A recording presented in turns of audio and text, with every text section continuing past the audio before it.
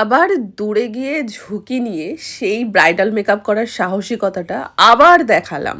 হ্যাঁ, এবারও আমি আবার চলে গেলাম দুর্গাপুরে, যেটা কিনা আবারও 170 কিলোমিটার দূরে।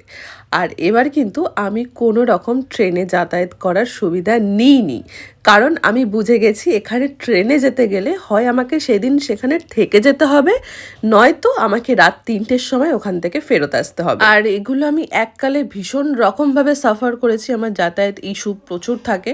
তাই সবসময় আমাকে ভাবতে হয় যে এই লোকেশনটায় বুকিং নিলে আমি কতটা ঠিকঠাক ভাবে বাড়ি আসতে পারবো, বা সেখানে থেকে যেতে পারবো, বা এখান থেকে যেতে পারবো। কারণ একটু গ্রাম সাইডে যেটা হয়, যাতায়াতের প্রচণ্ড ইস্যু হয়।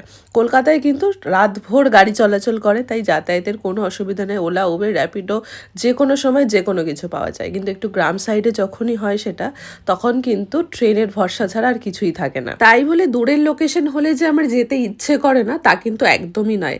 আমাকে হয়তো তোমরা বেশিরভাগ জনই চেনো আমি দূরে ট্রাভেল করি বলে, আর এই জন্যই কিন্তু আমি তোমাদের অনেক কাছে আসতে পেরেছি। আমার 22শে মার্চের ব্রাইড ছিল নন্দিনী। তুমি সাজবে বলে 18 দিন পিছিয়ে দিলে। হ্যাঁ, বলো না, অনেক ঝামেলা হয়েছে ওই জন্য। তোমার কাছে 7 বলে, নাহলে 15 তারিখ করেছিলাম, তারপর আবার 22 তারিখ সেজন্য। হ্যাঁ, তুমি সেই ডেট একবার চেঞ্জ করেছিলে, করার পর ভাগ্যিস ফাঁকা ছিল, ভালোই হয়েছে। 4 তারিখ অনেকদিন আগে থেকে, 3 মাস আগে থেকে বলছে না দিদি, বুকিং 1 বছর আগে থেকে হয়।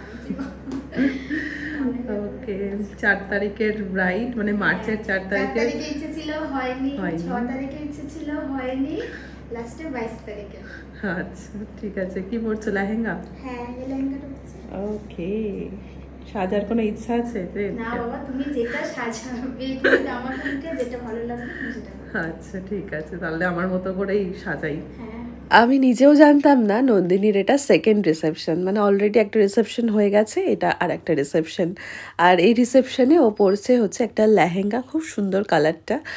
আর ও কিন্তু কোনো রকম ইচ্ছে, তোমরা নিজেরাই দেখলো, কিচ্ছু আমাকে বলেনি। সাজানোর সময়ও যে অনেকে বলে না যে আমাকে একটু এরকম টানা টানা করে দিও বা কিছু, সেইটুকুও পর্যন্ত বলেনি। তাই ব্রাইড যখন ছেড়ে দিয়েছে তখন তো একদম খুললাম নিজের মনের মতো যা মনে হয়েছে ওকে যেটাই সব থেকে বেস্ট লাগবে আমি সেইভাবেই করি। আর আই মেকআপটাতেও আমি বরাবর, তোমরা জানো আমি কত simple and sober eye makeup পছন্দ করি, সেইভাবে আই মেকআপটা করি। কোনো রকম উইংস কিছু আমি করিনি, কারণ ওর চোখটা আর কি, আমি তো অনেক সময় চোখটা খোলার পর বা চোখ বন্ধ করার পর দেখে থাকি যে আদৌ ওর চোখে উইংস লাইনার, বা ও বলে না কারোর চোখে উইংস বললেই যে উইংস তাকে ভালো লাগবে, এরকমটা আমাকে দেখতে হয় আগে যে ভালো লাগবে কিনা, তারপর আমি সেটা করি। আর সেরকমই ওর, আমার মনে হয়েছিল যে অতটাও টানা টানা চোখ ওর ভালো লাগবে না, তারপরেও পরছে আজকে লেহেঙ্গা। তো লেহেঙ্গার সাথে কিন্তু খুব বেশি ট্র্যাডিশনাল সাজ ভালো লাগে না, একটু ওয়েস্টার্ন, একটু অন্য ধরনের মডার্ন সাজগুলোই কিন্তু লেহেঙ্গার সাথে বেশ ভালো যায়। রিসেপশনের দিন বা বৌভাতের দিন অনেকেই বলতে, মানে কমেন্ট সেকশনে অনেকেই বলতে শোনা যায় যে একটু কলকা দিলে ভালো হতো, বা কলকা না দিলে বউ বউ মনে হচ্ছে না। দেখো, একটা রিসেপশনের সাজ পুরোটা ডিপেন্ড করে সে কীরকম আউটফিট পরছে, বা সে কীরকমভাবে সাজটাকে ক্যারি করতে চাইছে। অনেক সময় দেখা যায় যে কলকা না দিলে সাজটা অনেক সুন্দর হয়। হ্যাঁ, কলকা জিনিসটা অবশ্যই সুন্দর, আমি নিজেও কলকা করতে বা পরাতে ভীষণ ভালোবাসি। তবে কোন সাজের সাথে কলকা যায় বা কোন সাজের সাথে কলকা যায় না, এটা কিন্তু অনেকটা বেশি গুরুত্বপূর্ণ। আর যেমনই আজকে লেহেঙ্গা পরছে, লেহেঙ্গার সাথে একটা ট্র্যাডিশনাল সাজ থাকলেও এখানে কিন্তু কোনো রকম কলকা দিলে পুরো সাজটা মনে হতো কোথাও গিয়ে একটু নড়বড়ে হয়ে গেছে। তাই আমি কলকাটা ওকে দিইনি। আর কলকা আমার নিজের দেওয়ার আগে ওকে আমি জিজ্ঞাসা করেছিলাম যে আচ্ছা, তুমি তো আজকে লেহেঙ্গা পরছো, আমি কি তোমার মাথায় বা কপালে কলকাটা আঁকতে পারি? ও বললো না, একদম করো না, ওটা ভালো লাগবে না। তাহলে ওর যেমন একটা পছন্দ আছে যে হ্যাঁ কলকা করলে ভালো লাগবে না, তো আমিও ভেবেছিলাম যে হ্যাঁ সত্যিই তো, এরকম একটা সাজের সাথে, এরকম একটা জুয়েলারির সাথে কলকা কিন্তু কখনোই যায় না। আর ও দেখো আজকে কোনো রকম গোল্ড জুয়েলারি ক্যারি করছে না, গোল্ড প্লেটেডও ক্যারি করছে না, একদম যেটা করছে সেটা হচ্ছে একটা সুন্দর নেকপিস, যেটা গ্রিন আর হোয়াইট স্টোনের ওপর। এখানে অনেকে বলতে পারো যে গোল্ড জুয়েলারি হলে বেশি ভালো হতো, কিন্তু আমার পার্সোনাল যদি আমার মতামত চাও তাহলে আমি বলবো এই সাজটা বা এই সাজের সাথে এই জুয়েলারিগুলো একদম পারফেক্ট আছে। চলো, আমার রিসেপশন ব্রাইড নন্দিনী কিন্তু একদম রেডি হয়ে গেছে ফুল লুকে। চুলটাকে আমি একটু ওপেন রেখেছিলাম, ও চেয়েছিল ওপেন, তাই তার মধ্যে আমি একটু স্টাইলিং করে দিয়েছি, একটু কার্লসের ওপরে একটু এস প্যাটার্নে। দেখলাম ওর এটা বেশ পছন্দ হয়েছে। আর ওকে কেমন লাগছে এবার সেই জিনিসটা কিন্তু তোমাদেরকে বলতে হবে। দেখেছো মেয়ের একদম গাল ভরা হাসি, এটাই তোমার অ্যাচিভমেন্ট আজকের। তো তোমরা কিন্তু অবশ্যই জানিও যে ওকে কেমন লাগছে। আমি সবসময় চেষ্টা করি আমি আমার হাতের ছোঁয়ায় বা তুলির টানে প্রত্যেকটা মেয়ের এই সুন্দর দিনটাকে একটু হলেও স্পেশাল করে তোলার। আর ঠিক তেমনভাবে যত্ন নিয়ে পরিশ্রম করে নন্দিতাকে এই সুন্দর লুকটা দেওয়ার চেষ্টা করেছি। তো বাকিটা তো তোমাদের হাতেই ছাড়লাম, তোমরা কিন্তু দেখে প্লিজ জানিও যে ওকে কেমন দেখতে লাগছে। আর নন্দিতার মতন এমন সাজে যদি নিজেদের কেউ দেখতে ইচ্ছে করে একটা দিনের জন্য, তাহলে কিন্তু তোমাদের এই যে স্ক্রিনে একটা নাম্বার দিলাম, প্লিজ তোমরা কন্ট্যাক্ট করে নিও।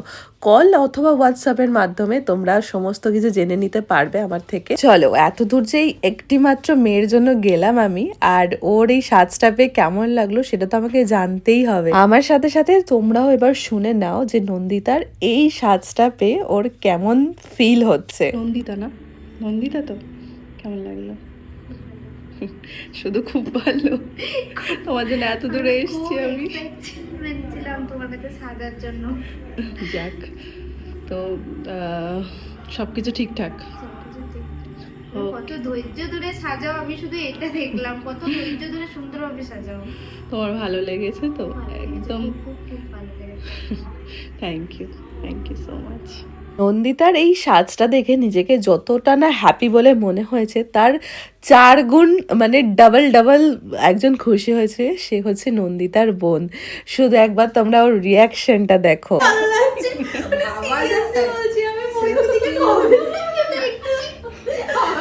আমি ভীষণ এক্সাইটেড ছিলাম, শুধু মেকআপ করা আছে বলে কাঁদতে পারছি না, মানে পারলে আমি তোকে জোরে জোরে কেঁদেও ফেলতাম, মানে তুমি বুঝতে পারছো না আমি ওকে কতটা পছন্দ করি। তুমি আমার সত্যি স্বপ্ন